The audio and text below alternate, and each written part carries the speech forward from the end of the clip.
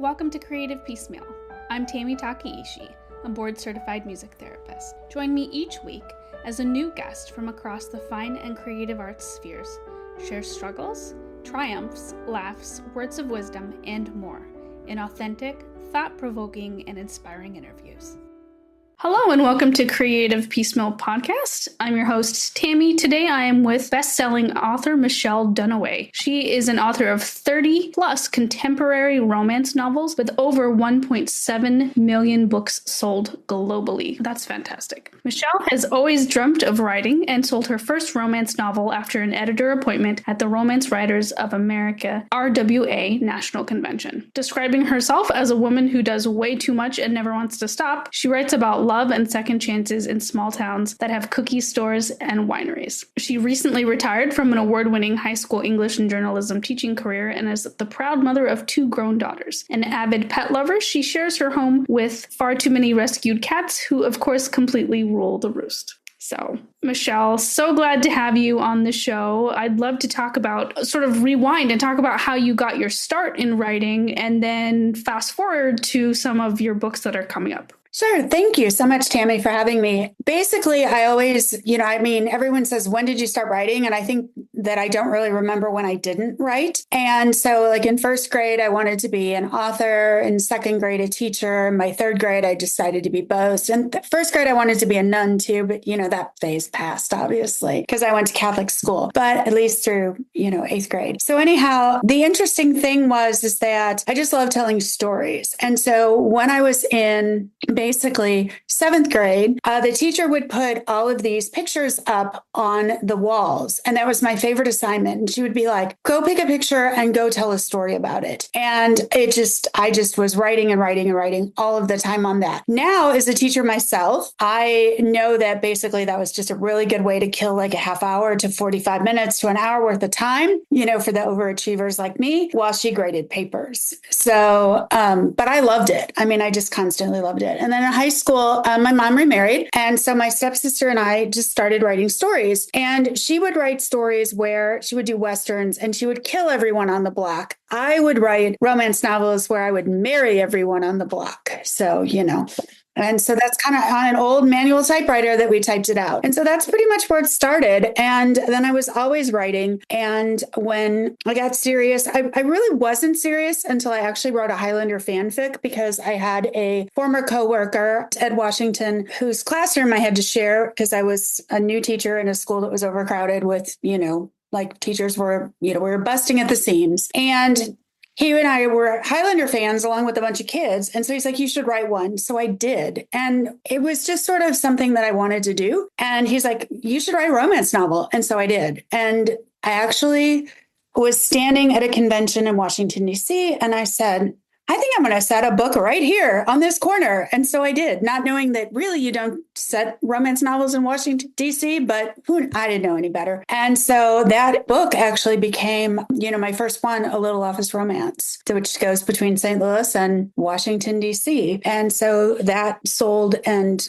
basically came out in October of 2000. And so I took a little time off. Pretty much, I had a lot of family stuff going on between my last release with Harlequin in 2010. I did 3 books for St. Martin's Press around 2015. And then I didn't really return until, about 2022, simply because, there was just so much going on during that time. With mom passing, my daughters were graduating. One daughter got married. There was a pandemic. So I just got to write for me during that time. And now, I'm back, so to speak, in a way. And when I left Harlequin, I was at book 23, and I just finished and turned in book 30, and I'm under contract now for 3 more with a new series. That's exciting. And what I love about what you've got is you have so many different series. It's one of those like something for everyone kind of authors. And I like how you describe your books as like a hint of spice and like hometown sweet and things like that. So you've got the Love in the Valley series, the McDaniels, the River City Racers hockey romance series, Calendar Heroes, and Fortunes of Texas. What is one of your most recent books within those series? Okay, so the Love in the Valley series is out. It's 6 total books. That's what it's going to be with Harlequin Special Edition. The one that's upcoming January 21st is Room for Two More, and that is basically book number 5. It will end with the Playboy Project in July. So I had a really good high school friend, Kim, and she always has a party for the great Forest Park balloon race. And so she had friends who were actually in with a balloon, and she's like, oh, come with me and we'll go, go check it out. And they're like, here, hold this down. And and you're crewing the balloon. They didn't take off because their balloon wasn't the right size to actually go over the airport, which is the way the wind was going. So they were joking and they said, hey, you should write about some inn owners who have a hot air balloon and turn it into a romance. And I was like, okay, but you're going to be parents. And that became the book, What Happens in the Air, that went to, that kicked off the Love in the Valley series. So that one is traditionally published. It's in novel, hard copy novel form. You can go touch it and buy it in Walmart and Barnes and Noble, or, order it off Amazon or even harlequin.com. And then also in April is going to be the Fortune to Texas, which is a continuity with a bunch of different authors. So I get to contribute the April book, which is Conveniently a Fortune, which is a marriage of convenience plot. So I think the thing that runs through all of them, including the self-published River City Racers hockey series that I wrote during that time off, I just wanted to write 2 hockey romances. I mean, hockey's really big right now. I call it hockey with heart because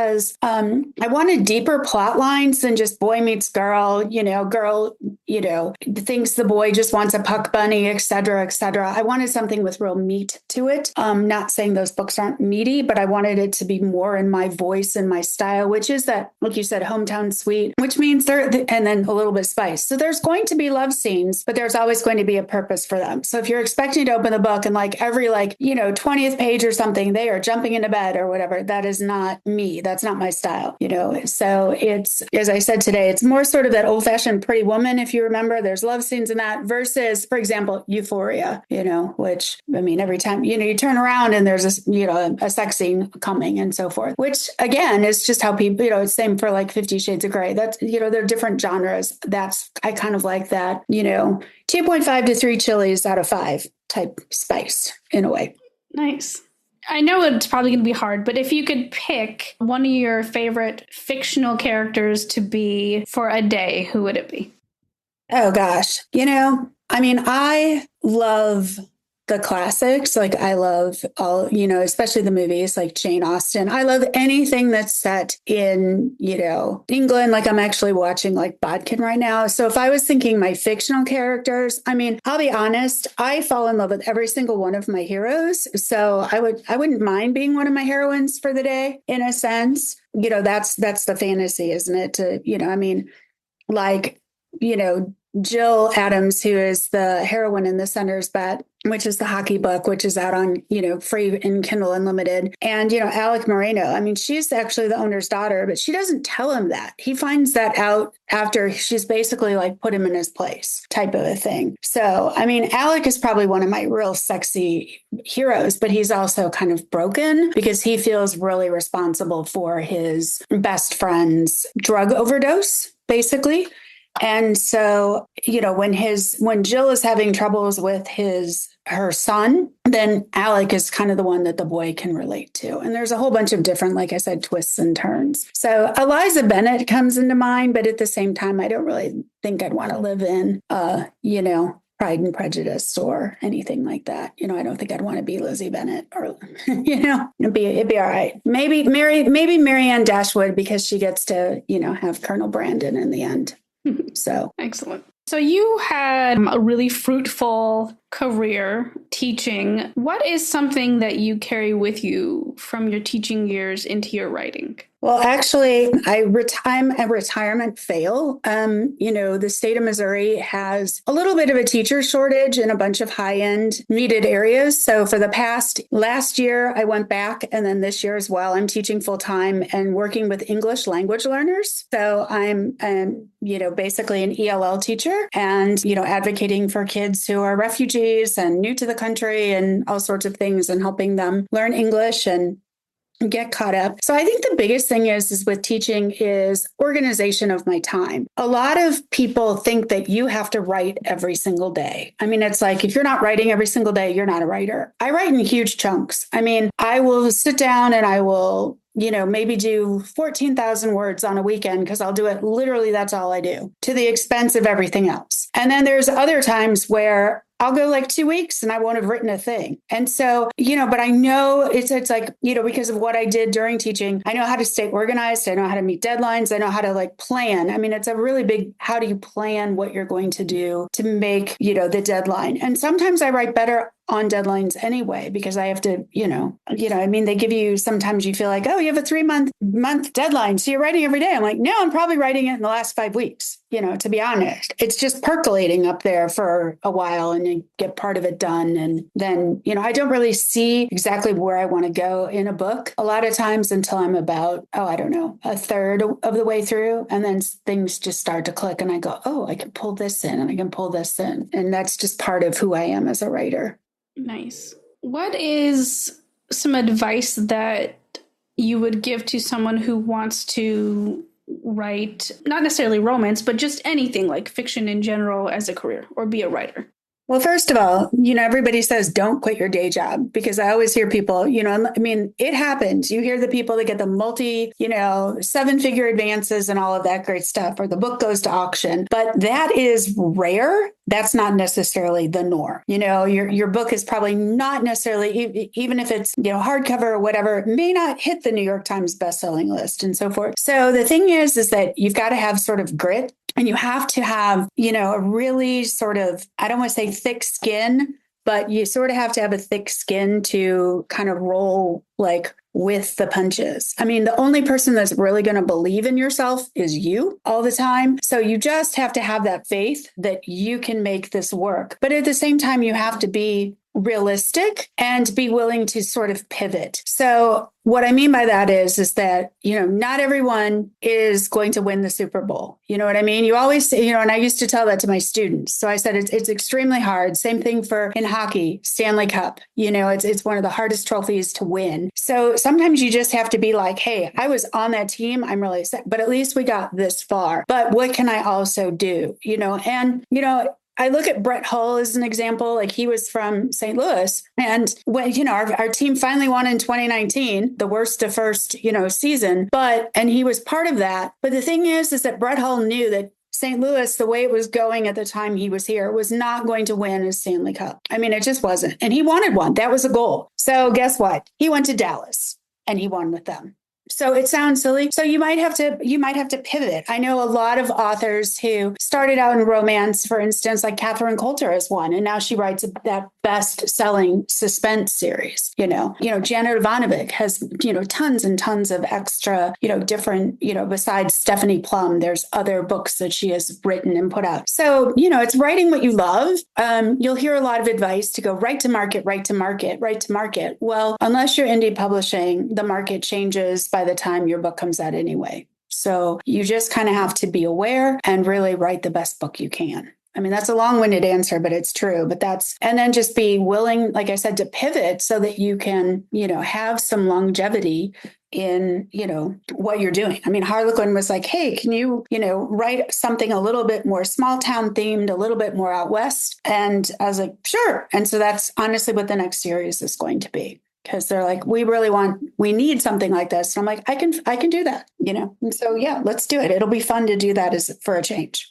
What is something that you feel you do really well as a writer, and what is something that you struggle with as a writer? As a writer, I'm really good at finishing the book. I want to say, I read some books sometimes and just the description is so well, and some of the use of like similes and metaphors. And I mean, I have to go back and layer that on. I write pretty much almost all the dialogue first. So when I write a book, and if it's supposed to be 70,000 words, the first draft might only be 50,000. I mean, I'm short 20,000 words by the time I'm done. And that's because all I've really written is dialogue. And like he said, and then I have to go back and realize that, I haven't even dressed these people. Like, who knows what they're wearing? You know what I mean? So we've got to go figure that out. And I think sometimes, but the story is, besides those revisions, I think something that I'm usually really good at, especially now, is that when that story comes out, the story is really good. And by really good, I mean, I don't have to go back in and suddenly go, oh my God, I hate this chapter and throw it out. I almost never throw anything out.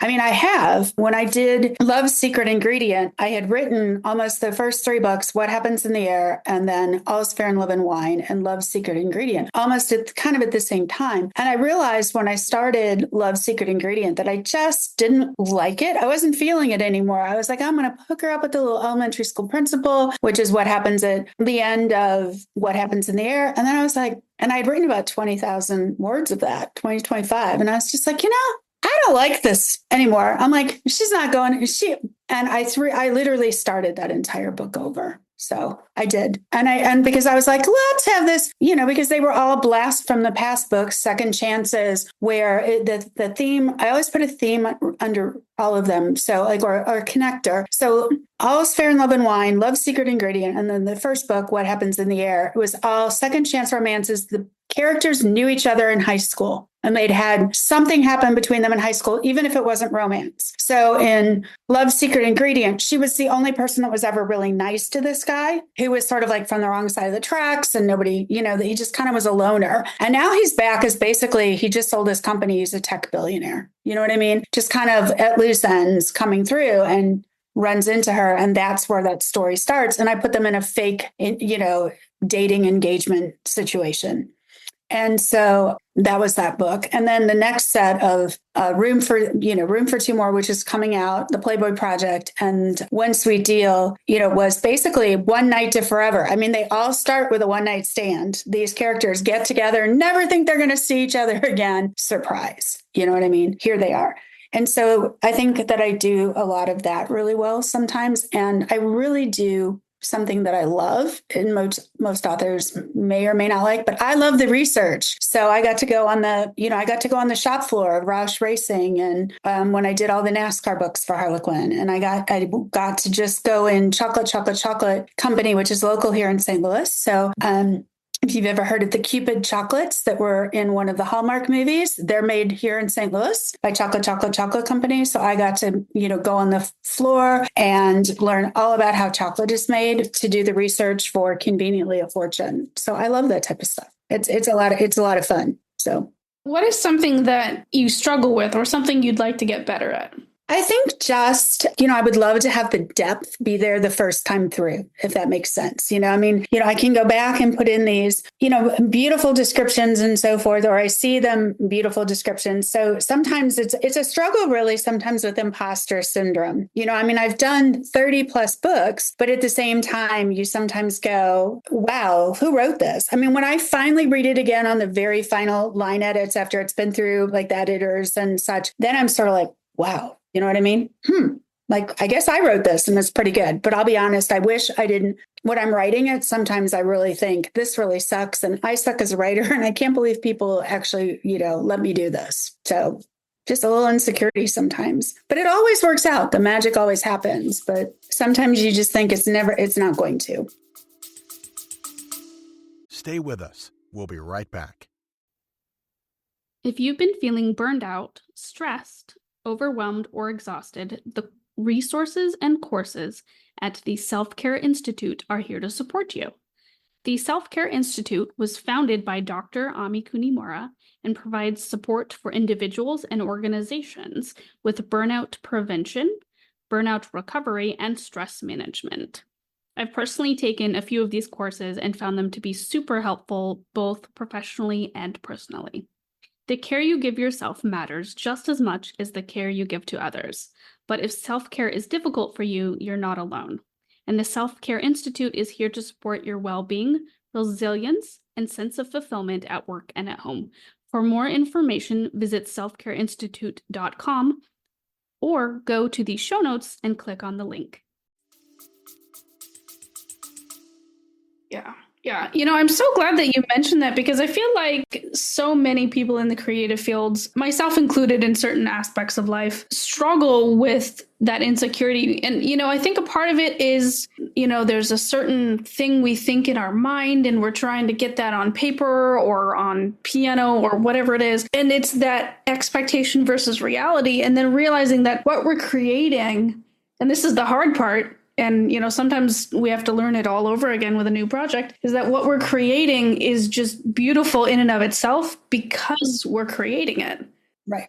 Well, and I think there's this expectation of sometimes that, like I write category romance and I write about, and I mean, like I said, I did the 2 single title hockey books because I just wanted to write them. You know what I mean? But was I going to find necessarily a market for them in trad publishing? And the answer is probably no. You know what I mean? Because you don't sell as an author every single thing that you write or create. And so, I wrote a paranormal book and it's just kind of just a love letter to my daughters. And so, and it was sort of like, oh, it's probably dead also. So, because I switched agents, my agent ended up getting really bad health problems and had to leave agenting. And so, so it's kind of language. So for, grins, I sort of just threw it in a contest. Like I just took 3 chapters and made it into 6,000 words and dropped it in, and I'm a finalist, so that's just kind of fun. What's going to happen with that book? Maybe nothing. Maybe eventually I'll self-pub it. Maybe I won't, maybe it'll sell. I don't know, but that's okay. It's sort of, I think people sometimes feel that you have to suddenly look around and go, whatever this place that you are right now, it's good. Do you know what I mean? It's good because it can go away in a heartbeat. And like I said, it's happened before. Like when Harlequin American, I was writing big city, alpha male romance sort of presents light. And then they're like, suddenly, oh, we want Western romances set West. It became Harlequin Western for a while before the line just officially sort of up and died. And I didn't write those at that time. And I don't think I would have known how to write those or even want to write those. I mean, now I'm much more, I've been there. I've seen it. I'm setting the next book in basically like Canyon, Texas, Amarillo area. And I've been there in the summer. So, I mean, I know it. It's like, okay, it's somewhere I'd be willing to go back in case I need to. So I think people who are creatives just have to give themselves grace, but you can't. At the same time, you have to also make sure that you're kicking yourself in the pants. You know what I mean? It's like a diet. You can have a cheat day. You can have a down day where you stop, but at the same time, then you have to get right back in the chair. You got to get right back on the horse. Same thing with writing. You just got to start again. Make the people talk in your head. So, I mean, I'm keep going, but I had 2 years where people didn't talk in my head after my mom died. And so, I mean, I needed 2 years to just adjust because I was her primary caregiver and I was always at the nursing home. And that's what I just needed 2 years for people, with all this other stuff with going on with my girls, because they were graduating high school and in college and everything, to just let my head sit. You know what I mean? You just couldn't force it. And then once I just got going again, then I wrote for St. Martin's Press. And then, it was like, oh, we don't want any more, but we can't sell it, and Harlequin was all bouncing. And it was just like, okay, we're just going to write for me for a while. And so, and that's a totally different creative process than when suddenly somebody's standing over you saying, I need this book in like 3 months, and you're just going to have to do it because you've taken money for it. So you got to do it, or, so that can be a different challenge. So I think that's my advice for creatives. It's like, don't give up. You just got to keep going out there. And I had a friend who wrote Bob Baker. He has Mr. Buzz Factor on, and then also Bob Baker out on YouTube and stuff. And he does all these inspirational things. And he really did, he did a creative workshop, and I just went, and I was just like, I just think I need to just immerse myself around people. And that's another thing. Even if you're not doing something, immerse yourself around in that world so you feel connected to it, so you don't let it go. When you know that you can't, when you can't not write, and yes, that's a double negative, but it's, Judith Arnold, a friend of mine, said that. She goes, when you know that you can't not write, then you have to do it. So the moment you can just set it aside and go, you know what, I'm okay if I never go back to this, that's the time to let it go. That's when you retire or you go and do something else creatively. And I really want to, acknowledge that how wonderful it is that you let your mind and body take the break that it needed to reset and recalibrate, and that you didn't give up. You just took a pause. Well, I always look at it as this: from coming out of the education world, we call those sabbaticals. In a college professor, you take a sabbatical. Why are writers, why do we not allow ourselves that? I mean, I literally said it's a sabbatical and then I extended it another year, or you do something as long as you are immersing in that world. Like when I'm writing, it's very rare that I read. I mean, I'll read when I'm on the plane. I love David Baldacci, one of my favorite authors, and I'm reading, actually the hardcover book, because I didn't have a book. Nothing was downloaded on my phone. And so I was getting on a plane. And so I just paid, the 35 or whatever dollars it was for the hardcover. And honestly, it just sits. And it's really a good book, but I'm able to put it down because I'm writing right now, but I pick it up when I'm on the plane. That's my plane book. You know what I mean? I get to read that when I'm on the plane. So, because when I'm writing, when I'm in an intense writing, then I'm probably not reading anything else. Or I'm reading out of my genre, because if I don't, then my brain is like, oh, you'll never be able as good as this. So I can't do it. So yeah, we call those sabbaticals. So people, give yourself time, but be in the world, read something, do something, writing every day. I was like the Novelist Inc. organization's newsletter editor for 3.5 years. And so that kept me around all these people that were publishing, so that I was still in that world. I hadn't quit it yet, but at the same time, and I was just writing for me. So, and putting things out and occasionally getting rejected. So, I had a publisher reject something, and I sold it to Harlequin, and I'm okay with that. I love Harlequin books. I really do. They are a great company to write for. Yeah. My mom was a big fan of Harlequin books, just all different series. Like she was never without a Harlequin book, like all the time, reading. I think the thing about, just real quick on a segue for Harlequin, and a lot of people dismiss it, and I really wish they wouldn't, but it's what makes also Hallmark movies so popular. Even though people are like, yeah, they're shaking it up. Now there might be a kiss at the beginning or whatever, but you know exactly what you're going to get with Harlequin. No one's taking off their clothes. Okay. If I'm going to watch, for example, Game of Thrones, HBO's Euphoria, or some of these, clothes might go flying. You know what I'm saying? We're expecting that. We're going to see some nudity. So depending on what the line is, that tells you. If you're doing Harlequin Presents, you're getting an alpha male. He's going to be a billionaire. So it's very comforting. That's why people watch now, Hallmark movies. You know what you're getting if you go to a Lifetime movie. If you get a Netflix, well, maybe not Netflix, because they had a couple of them that, I'll be honest, and then I'll let you talk. Sorry, I talk a lot. But I suggest this for people with Netflix. Google those Netflix movies and check out the end, because a lot of them, they're like, this is a romance. And I'm like, this is not a romance. You know what I mean? Or this is not what I was expecting. Or they're like, this is a romantic comedy. There's no comedy. Or it's a romance. I'm like, wait, the heroine is dead at the end. What are you doing? This is not a romance. This is not what I want to sit here and watch for an hour and a half. I don't care how bad it is. If I'm expecting a happy ending, I better get my happy ending. And I think that that's, you're going to get those if you're reading a Harlequin book, whereas some books you might get a cliffhanger, or you might get something else. And so that's what makes romance. You're going to, a definition of romance, you will have that happily ever after, or that happily for now. Mm-hmm, mm-hmm. Yes. Yeah. And I think that's great. Like, you compared it to Hallmark movies. There is such a great comfort. People can pick up those books. It's a great form of escapism, and it's just nice, yeah, I like to read a variety of genres, but it's nice to pick up a romance, and because it makes it feel good inside, like fuzzy and warm, and you're rooting for the characters, and there's going to be a happy ending, and it's just a good place to be in, Right. And so I just got a new book today. One of my coworkers at my current school is married to, I think it's E. Escherwood, and she brought in one of his post-apocalyptic thrillers. And so I'm kind of excited to read this, but again, I have no idea what's going to happen, because that's, it's a series. Is it going to be like, or am I going to cliffhanger at I don't know.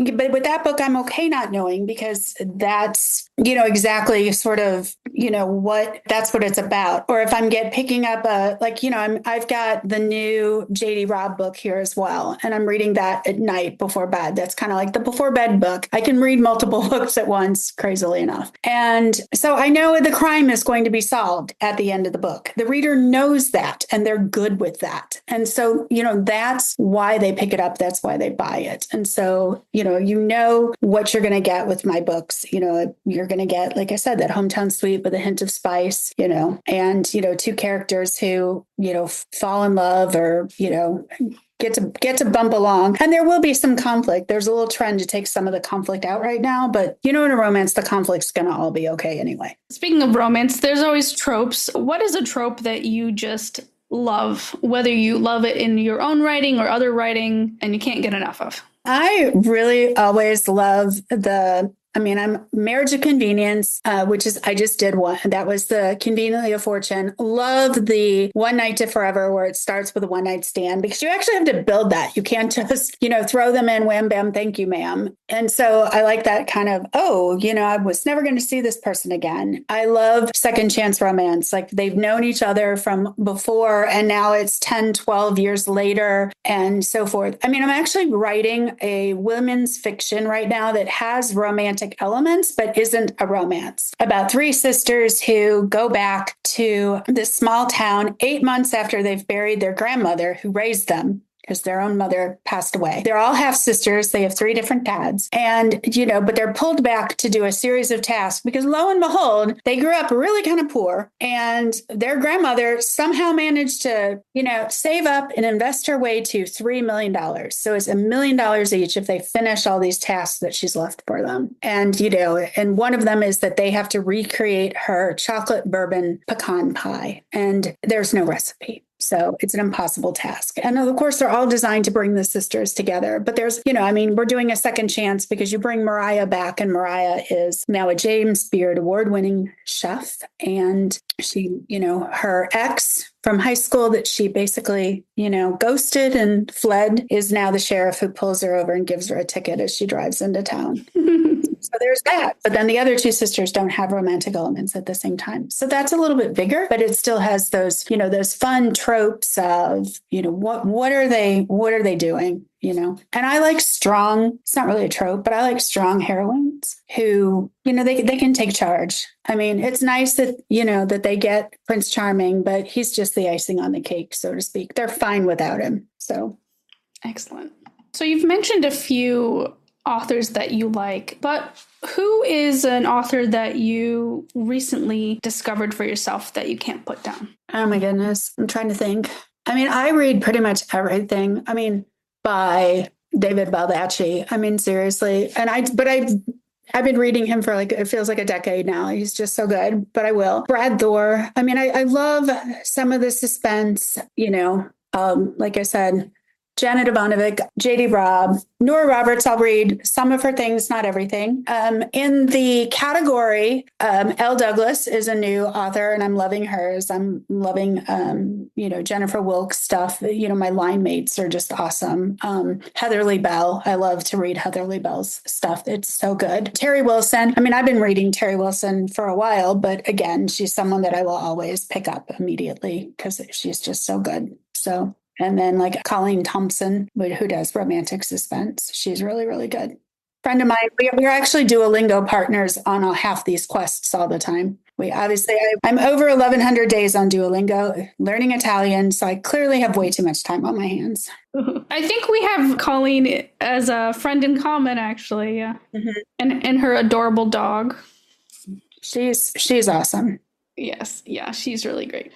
But yeah, she's learning, I believe, French, or polishing her French, and I'm doing Italian. So working my way there so I can visit Italy. A lot of people don't know this, but I'm actually a dual citizen with Italy and the United States. Oh, cool. So I would really like to get over there, considering we finally formalized that. So it's kind of fun. So I'm waiting. I want to go to Treviglio and see where my great-grandmother was from. Nice. Mm-hmm. Yeah. It'll be interesting. Yeah. Speaking of traveling, is there a place that you've already traveled that has influenced any of your writing? So when I was in Houston, Texas, because I'm president right now of the League of Romance Writers, which was the former West Houston chapter of RWA. So they had a fall conference with Jody Thomas. And I have known Jody for when I started out, because she had, at the same time earlier that, because I've been doing this since 2000, next year is my 25th year being a published author. And so she's like, oh, you should come and write with me. She has people come to Amarillo, or she did, and stay in her condo. And I was like, okay, I would love to. And so she's like, oh, and I also want you to do this West Texas, Writers Academy thing just for fun, because she likes to push that when it existed, it doesn't exist anymore. And I was like, sure, sounds awesome. So I did it along with three other my friends from Houston, and we all went. And so that's, like I said, that is where I've set the last book or the next series. It's going to be called Legacy Canyon, unless they change it at Harlequin, which they might. And, there are three books set around basically this little small town of Legacy Canyon, which is near Palo Duro Canyon, which I got to go ride through with Candace Havens, who's another author that she writes as also, I think, Lucy Connolly. And, she's got a really cute little, basically Scottish mystery series, cozy mysteries going on right now that are just absolutely adorable. Nice. Yes. And so love those. But yeah, so I mean, there's that. And so now I'll have to figure it out because that's all I've done is travel this year. I looked at my thing and it says I'm over 17,000 actual miles this year. Wow. Yeah. That is impressive. That just means I'm climbing on and off of planes way too much, but that's okay. I've decided the United Club is my happy place. There you go. Yeah. With the goal of, I think we're headed to Tokyo in March. It's the plan right now. Oh, nice. And the weather should be good there, right? At that time? I hope so. Yeah. Well, my son-in-law is Swedish and he went and did his master's degree. And so he lived in Japan for like a year or two. And so he's very familiar with it, obviously. And so my daughter, they've been over there twice. And so I think we're all going to meet for my daughter's 30th birthday in, over what would be my spring break. So we're just going to meet in Tokyo since obviously they live in Sweden. So that's really cool. It'll be fun. It'll be very interesting. So yeah, but it's the plan anyway. We'll see.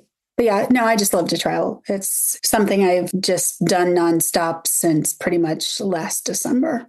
And we're not done yet this year. I'm headed to Vegas. So by the time this podcast comes out, I mean, I'll definitely been in Vegas, been to Chicago. And then after that, I'm not really sure. So we'll see. I'm sure there'll be somewhere. Excellent. Well, before we go, two more questions for you. One is a fun question. One is a serious one. Which would you like first? It doesn't matter. You pick. Okay. We'll end on fun. So the serious question is, in your own words, what does living a creative life mean to you? I'll be honest. I tell people, I said, so my younger daughter is an artist. And by artist, I mean, she can decorate, she can draw, she can, figure out like what looks good fashion wise. I'm often a fashion don't, to be honest, I'm sure. But, so creative life just means embracing that side of you. My creativity exists that I can take a blank page and I can turn it into a book. I can't draw. I can't sing. I cannot do pottery like my daughter. I hate gardening. I really don't have any other sort of creative outlets. I mean, I go to my one job teaching and then I turn around and I go to the next. I can design things a little bit like, yearbooks and stuff because, and help kids and teach them how to do those things. But I think being a creative just means being able to use that side of you because I'm, for the most part, very, very left brain. I'm, an ESTJ, I don't know. I'm a woo. I don't remember what the other ones were, but it's really just allowing yourself to let that side of you be free and to then, embrace it and so forth. And just recognize, I mean, I have people, as insane as it sounds, it doesn't to other writers, talking in my head. And the moment that I write and tell their stories and get them out, I don't remember them anymore. I don't see them anymore. They're gone. They're like ghosts. They're just gone. And you could come up and say, oh, do you remember this character in this book? And I'll be like, I'll have to think about it. Like if you said, who is I remember certain characters, but if you would come up and said, oh, what's the character's name in this book? I might have to be like for a second. You know what I mean? Like I probably can pull it back, but like right off the top of my head, I'm like, it'll take me a second to think about it as to what it is because they've been exercised, so to speak. Mm-hmm. They're gone. And so I just, as long as people keep talking in my head, I'm fine with that. And like I said, they don't talk all the time, but when they do, I have to get them out. So it's a lot of fun. So yeah, I don't create music. I mean, this is just it. And you've done a fantastic job of it. Thank you. Like I said, sometimes it doesn't feel real. It's kind of fun. So Yeah, your books are, before we get to the last question, your books are like right in my comfort zone of reads. Like Oh, thank I you. love those like so much. And I'm such a sucker for, for books like that. So, They're just, I call them sometimes brain candy. I think that's the best word for it. You know what I mean? And I mean, I always used to joke and I said, as an English teacher, I mean, because I have people that, well, why don't you read the classics? Well, I do read the classics, but I don't want to take Hamlet to bed, no matter how good Benedict Cumberbatch made him look. You know what I mean? Because Benedict Cumberbatch is pretty hot. So, um, and I will, by the way, I will watch anything with Eddie Redmayne too. And so Eddie Redmayne was just in that The Day of the Jackal, and they're going to extend it. And I'm like, I watched every single one of those because I will watch Eddie. I don't care what it is. I think I watched some masterpiece, Birdsong or something, just because he was in it. It was terrible, but I still watched all of it.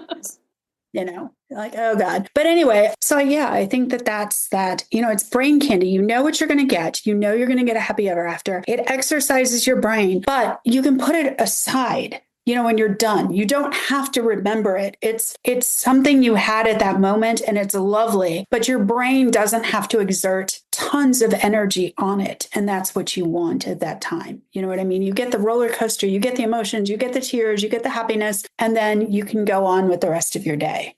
Yeah. Excellent. So final question, because you do write books about, featuring small towns and hometowns, what would be your typical order at a hometown diner? Oh gosh, I am just a sucker for literally a French dip. Seriously, roast beef, Provel cheese. If you're in St. Louis area, it's going to be Provel cheese, or which is people are like, what's that? It's like a St. Louis thing, and then just the like the au jus sauce. So, and I don't mind it if it's got onions on it or even peppers. Sometimes they do that, but really it's just the French dip. It's usually just seriously meat and cheese most of the time, because if not, then you're trying to create a Philly cheesesteak. So I like that. I mean, I'm a sucker for country fried steak, even though I really don't know what it is. Is it chicken? Is it meat? I don't really know, but anything with kind of gravy. I love biscuits and gravy. So, it's like so bad for you, but I just love biscuits and gravy. So I'm actually allergic to eggs. So that's kind of my go-to, biscuits and gravy. And I can't have scrambled eggs or poached eggs or any omelets or quiches. So that's usually my go-to, biscuits and gravy, or pancakes if you're at a diner. So, and yeah, I'll give you a secret. So I used 3 towns to create my town of Beaumont, which is in Missouri. Beaumont is actually a scout ranch. So that's where that name came from. There's always these Easter eggs in my book. But for the Love in the Valley series, I basically used a combination of the St. Charles riverfront, the Washington riverfront, and then basically, Augusta, Missouri, and the wine country, wine roads that went from Highway 94 and then all the way out Highway 100 to Hermann, Missouri. So I kind of picked and chose. However, though, Wild Sun Winery, we have to give them a little bit of a shout out, is my absolute favorite winery in the St. Louis, Missouri greater or Missouri region. They're my fave. So whereas I might have used one winery to I kind of like your building, I'll use that. Wild Sun is kind of where the wines came from. So nice. It's my favorite place to go. I haven't been there right now, and I'm like, I need to get down there. So excellent. Well, Michele, thank you so much for joining the show. Listeners, please check the show notes in order to connect with Michele, buy her books, find out more about her on her website. And Michele is spelled with 1 L. So Michele Dunaway, best-selling contemporary romance author. Thank you so much for being on the show. No, thank you so much for having me. I really appreciate it. I do send out a weekly newsletter where I tell even more things about myself. So if your listeners want to sign up for that, we give them all sorts of fun things and so forth. So excellent. Thank you for mentioning that. Listeners, please check out her newsletter as well. I'll put links in the show notes. And as always, thanks for listening. Thanks for listening to Creative Piecemeal.